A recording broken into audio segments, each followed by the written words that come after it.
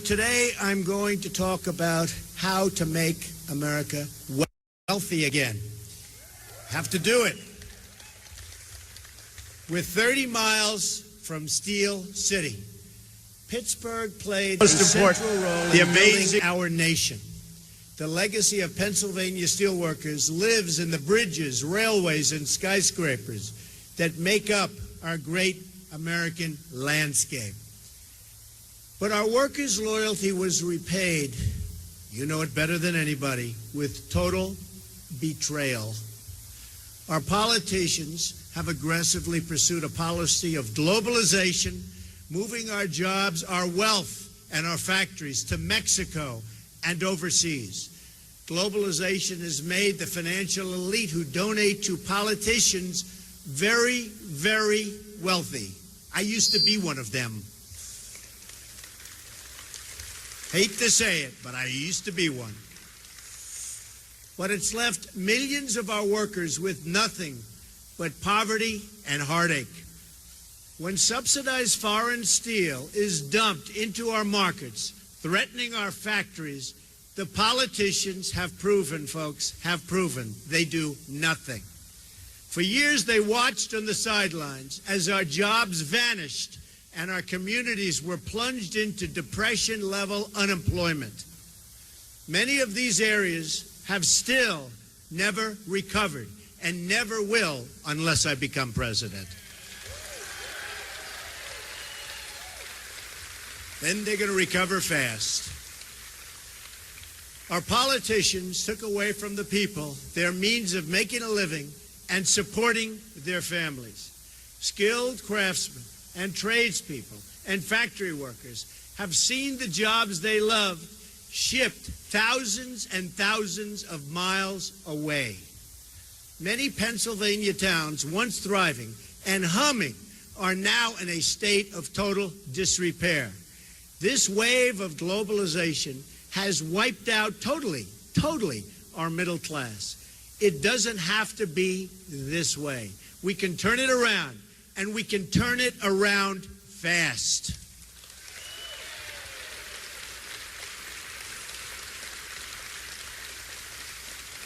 But if we're going to deliver real change, we're going to have to reject the campaign of fear and intimidation being pursued by powerful corporations, media elites, and political dynasties.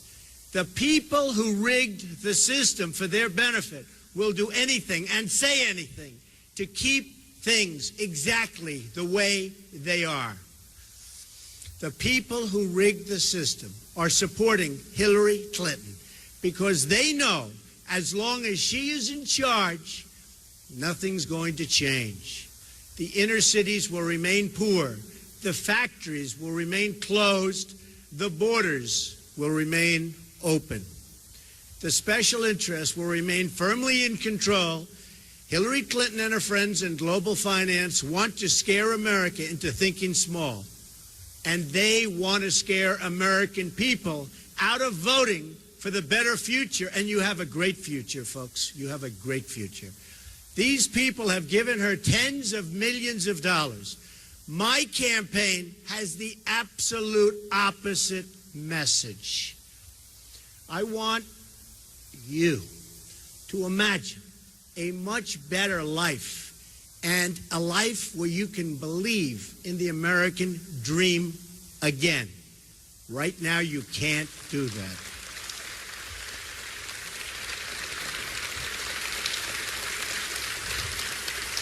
I want you to imagine how much better our future can be if we declare independence from the elites who led us from one financial and foreign policy disaster to another.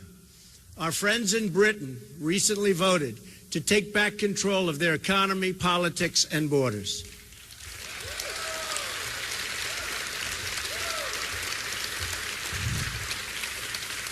I was on the right side of that issue, as you know, with the people. I was there. I said it was going to happen. I felt it. While Hillary, as always, stood with the elites. I was on the right side of that issue, as you know, with the people. I was there. I said it was going to happen. I felt it. While Hillary, as always, stood with the elites, and both she and President Obama predicted that one, and many others, totally wrong. Now it's time for the American people to take back their future. We're going to take it back.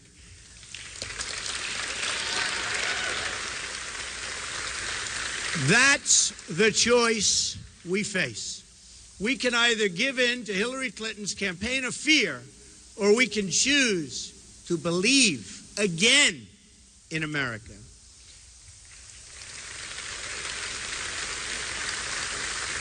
Very sadly, we lost our way when we stopped believing in our country. America became the world's dominant economy by becoming the world's dominant producer. You know that from right here, right in this plant.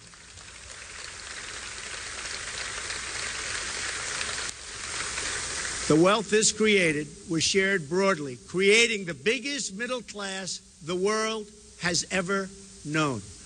But then America changed its policy from promoting development in America, in America, to promoting development in other nations. That's what's happening, and that's what's happened. We allowed foreign countries to subsidize their goods, devalue their currencies, violate their agreements, and cheat in every way imaginable. And our politicians did nothing about it. Trillions of our dollars and millions of our jobs flowed overseas as a result. I have visited cities and towns across this country where a third or even half of manufacturing jobs have been wiped out in the last 20 years. Today we import nearly 800 billion more in goods than we export. Can't continue to do that. This is not some natural disaster. It's a political and politician-made disaster. Very simple. And it can be corrected. And we can correct it fast when we have people with the right thinking right up here. It is the consequence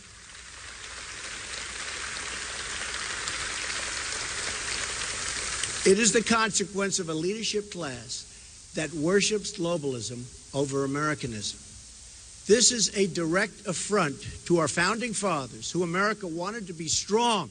They wanted this country to be strong, and they wanted it to be independent, and they wanted it to be free.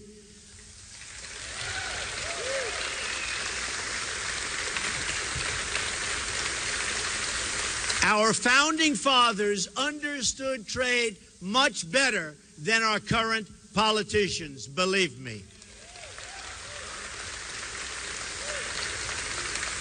George Washington said that the promotion of domestic manufacturing will be among the first consequences to flow from an energetic government. Alexander Hamilton spoke frequently of the expediency of encouraging manufacturing in the United States.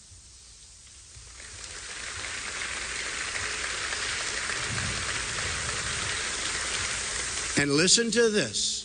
The first Republican president, Abraham Lincoln, warned that, quote, the abandonment of the protective policy by the American government will produce want and ruin among our people. He understood it much better than our current politicians. That's why he was Abraham Lincoln, I guess.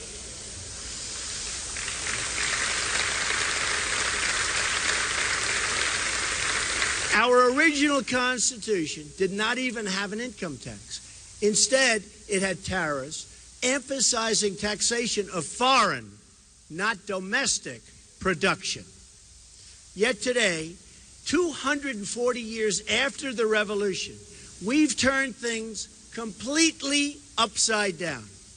We tax and regulate and restrict our companies to death, and then we allow foreign countries that cheat to export their goods to us tax-free. How stupid is this? How can it happen? How stupid is this? As a result, we have become more dependent on foreign countries than ever before. Ladies and gentlemen, it's time to declare our economic independence once again. That means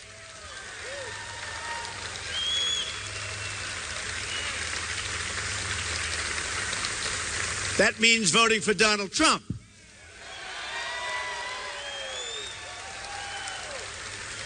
I'll do it, no doubt about it, not even a little doubt. It also means reversing two of the worst legacies of the Clinton years. America has lost nearly one-third of its manufacturing jobs since 1997, even as the country has increased its population, think of this, by 50 million people. At the center of this catastrophe are two trade deals pushed by Bill and Hillary Clinton.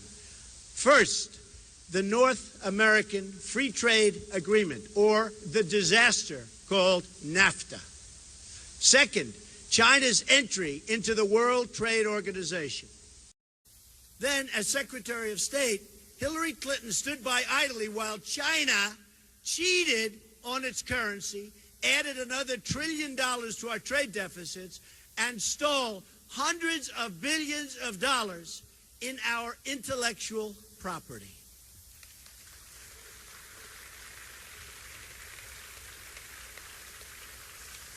And I've been talking about China for many years. And you know what? Nobody listened, but they're listening now. That I can tell you.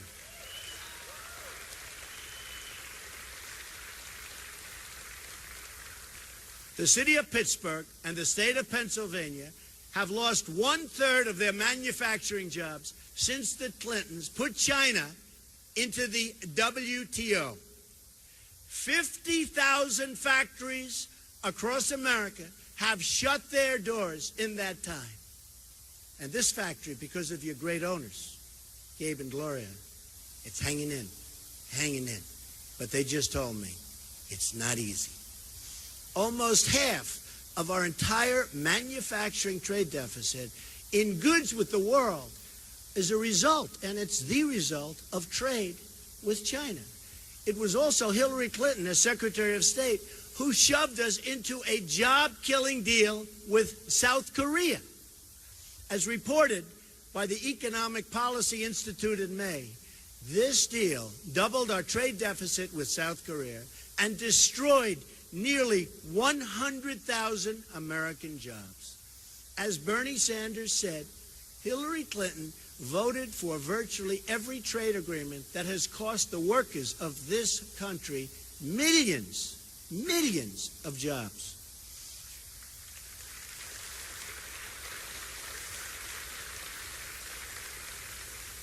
Trade reform and the negotiation of great trade deals is the quickest way to bring our jobs back to our country.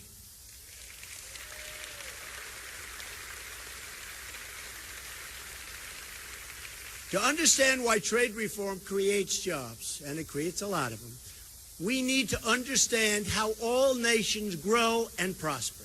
Massive trade deficits subtract directly from our gross domestic product.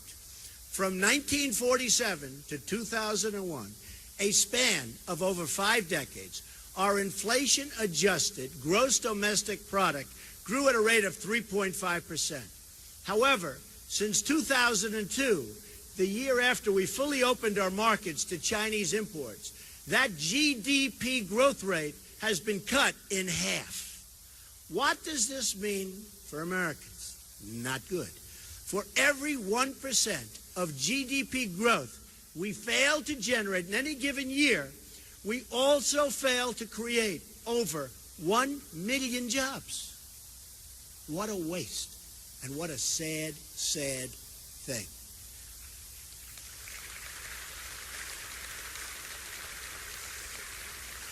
America's job creation deficit, due to slower growth since 2002, is well over 20 million jobs. And that's just about the number of jobs our country needs right now to put America back to work at decent wages. Wages are very low because there's no competition, and they're going to go up because we're going to thrive again as a country.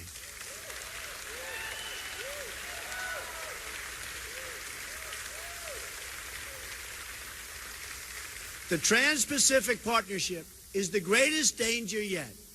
The TPP, as it's known, would be the death blow for American manufacturing. It would give up all of our economic leverage to an international commission that would put the interests of foreign countries above our own. It would further open our markets to aggressive currency cheaters. Cheaters, that's what they are, cheaters. They're not playing by the rules, they're cheating. It would make it easier for our trading competitors to ship cheap, subsidized goods into United States markets while allowing foreign countries to continue putting up barriers in front of our exports, which is what they do. It's very hard to export to their countries. They make it very difficult. We, on the other hand, come on in, everybody, come on in. Bad leadership. The TPP would lower tariffs on foreign cars while leaving in place the foreign practices that keep American cars from being sold overseas. That's not all. Mark my words. China will enter the TPP through the back door at a later date. They are watching. They are studying. They're not in it now, but they're going to be in it. If it's good, they'll be there. By the way, if it's no good, they'll pass. It's the same way, always is. The agreement would also force American workers to compete directly against workers from Vietnam, one of the lowest wage countries on earth. Not only will the TPP undermine our economy, but it will undermine our independence. That's what's happening. The TPP creates a new international commission that makes decisions the American people are no longer given the right to veto. These commissions are great for Hillary's Wall Street funders who can spend vast amounts of money to influence the people on the commissions and the outcomes. It should be no surprise then that Hillary Clinton, according to Bloomberg, took a leading part in drafting the Trans-Pacific Partnership. Please remember that, especially in November.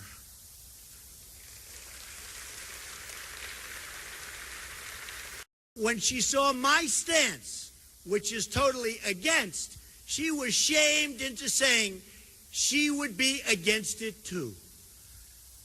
And I will tell you, it was the same shame that she had recently where she was sort of forced into saying radical Islamic terrorism, which she didn't want to say, but she was shamed into that one.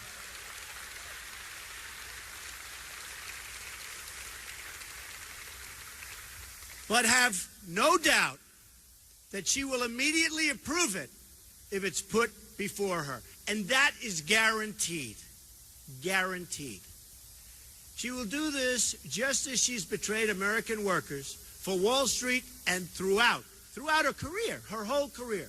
She has betrayed the American worker. She's trying to put on a good front now. She will betray you again.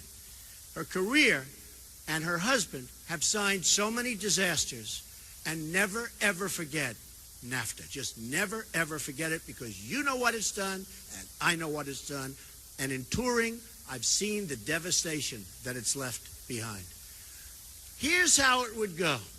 She would make a small token change, declare the TPP pact fixed, and ram it through, and you will suffer. That's why Hillary is now only saying she has problems with TPP in its current form. You know what that means? That means like they'll make a little two-word change and she'll fix it and she'll feel great. But she says in its current form. She can rush to embrace it again, and she will at the earliest opportunity. If the media doesn't believe me, I have a challenge for you and Hillary. Ask Hillary if she's willing to withdraw from the TPP her first day in office and unconditionally rule out its passage in any form.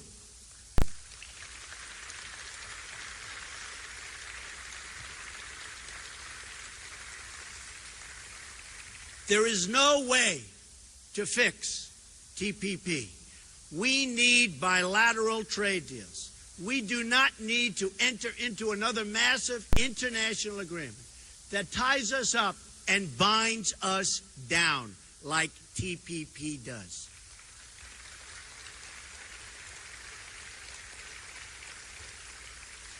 A Trump administration will change our failed trade policies, and I mean quickly.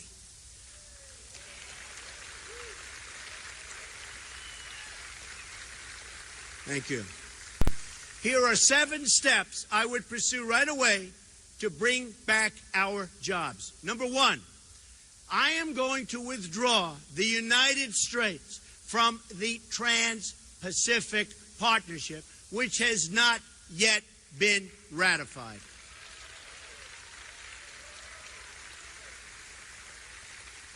I'm going to appoint the toughest and smartest, and I know them all, trade negotiators to fight on behalf of American workers.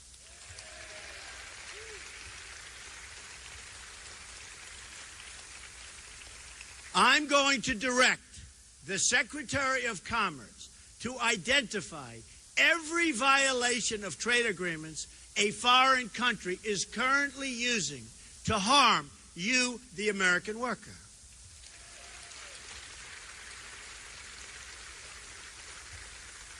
I will then direct all appropriate agencies to use every tool under American and international law to end these abuses, and abuse is the right word.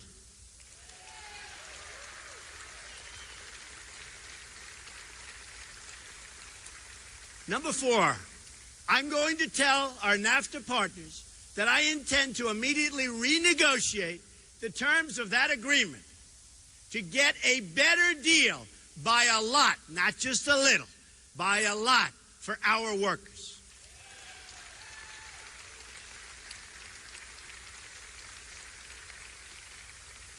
And if they don't agree to a renegotiation, which they might not, because they're so used to having their own way, not with Trump, they won't have their own way, then I will submit under Article 2205 of the NAFTA agreement that America intends to withdraw from the deal.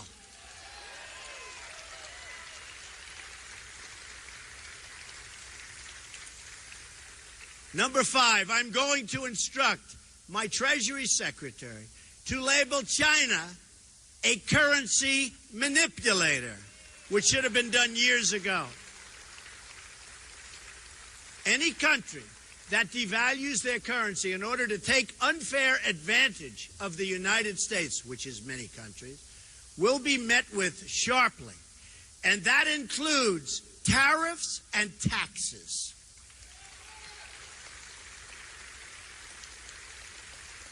Number 6, I'm going to instruct the U.S. Trade Representative to bring trade cases against China, both in this country and at the WTO.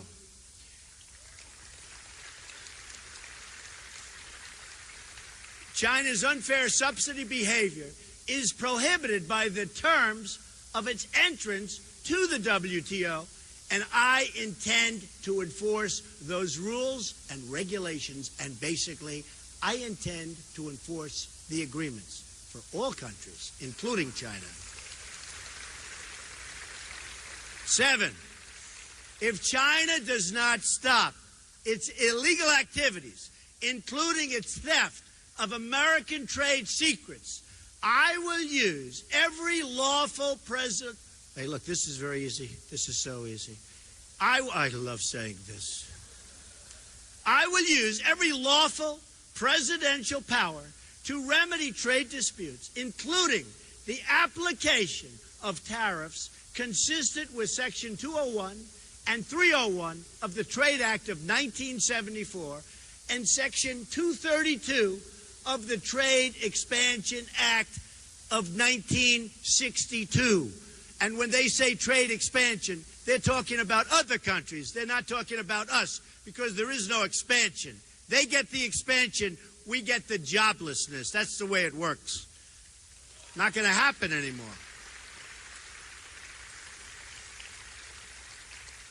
President Reagan deployed similar trade measures when motorcycle and semiconductor imports threatened U.S. industry. I remember. His tariff on Japanese motorcycles was 45%, and his tariff to shield America's semiconductor industry was 100%.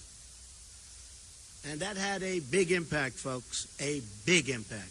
Hillary Clinton and her campaign of fear will try to spread the lie that these actions will start a trade war. We already have a trade war, and we're losing badly, badly.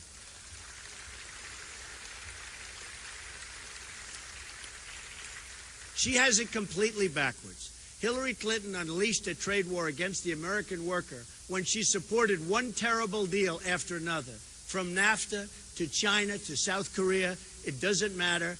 No matter where she went, the American worker was hurt. And you will be hurt worse than ever before if she becomes President of the United States. That I can tell you.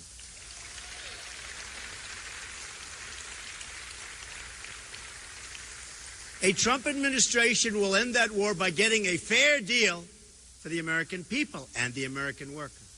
The era of economic surrender will finally be over. It'll be over. You're not going to see it anymore. Although I can't guarantee it, because after me, they'll probably start doing it again. But we will have 4 and maybe 8 great, great, great productive years, and we'll never go back, and we'll make sure we never go back.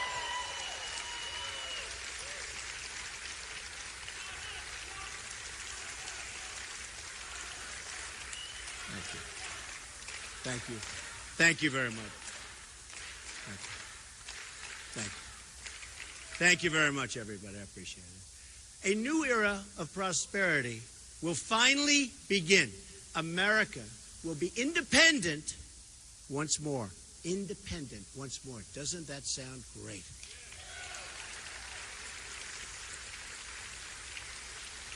Under a Trump presidency, the American worker will finally have a president who will protect them and fight for them. We will stand up to trade cheating. Cheating. Cheaters, that's what they are, cheaters. We will stand up to trade cheating. Anywhere and everywhere it threatens the American job.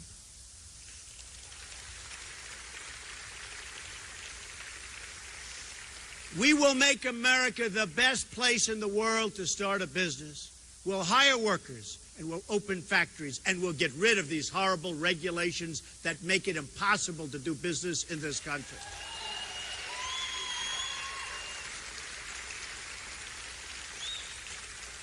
This will also include massive tax reform to lift the crushing burdens on American workers and businesses.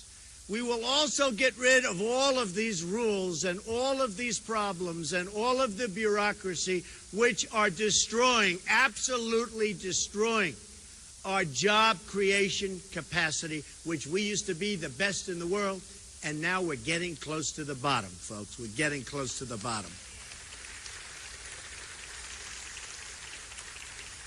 Many people think that these regulations are an even greater impediment than the fact that we are one of the highest taxed nations in the world. We're also going to fully capture America's tremendous energy capacity. This will create, for our workers, and that's what we want, for our workers, growth for our economy, and begin reducing our budget deficits, which are massive. Yearly budget deficits, massive. Our trade deficits, we don't even want to talk about it. Our budget deficits are massive. Hillary Clinton wants to shut down energy production and shut down the mines, and she wants to shut down, and she said it just recently, she wants to shut down the miners. I want to do exactly the opposite.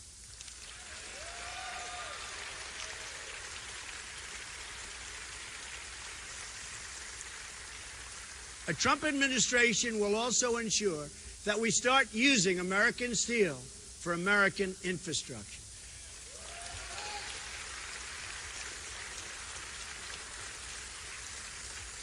And aluminum.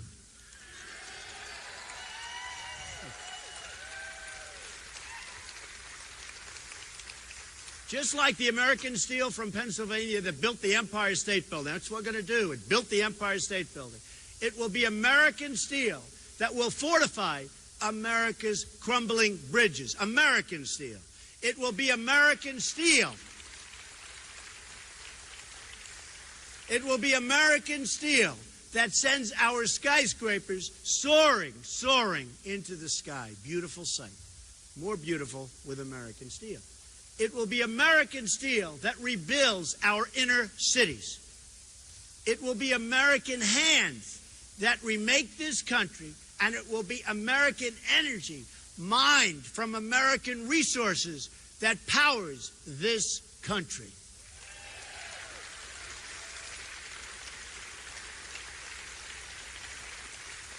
It will be American workers who are hired to do the job. Nobody else, American workers. We are going to put American steel and aluminum back into the backbone of our country.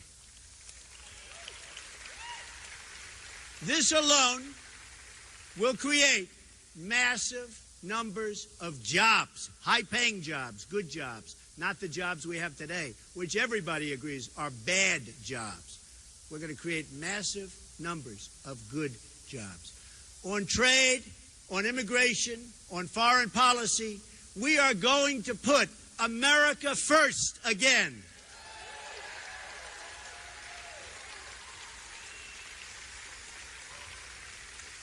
We are going to make America wealthy again.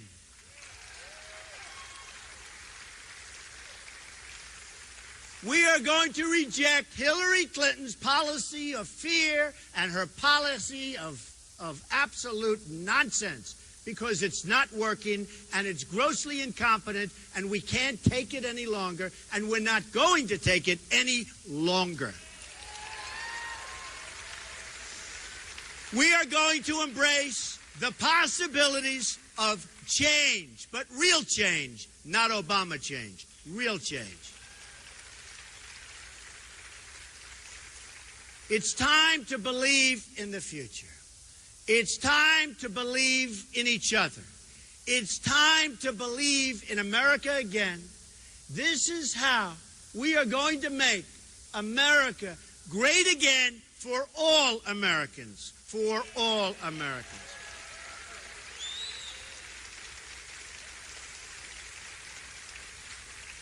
We're going to make America great again for everyone, greater than ever before. And I promise you, if I become president, we are going to be working again. We are going to have great jobs again. You're going to be so happy. You're going to be proud of your president. You're going to be proud, proud, proud of our country once again.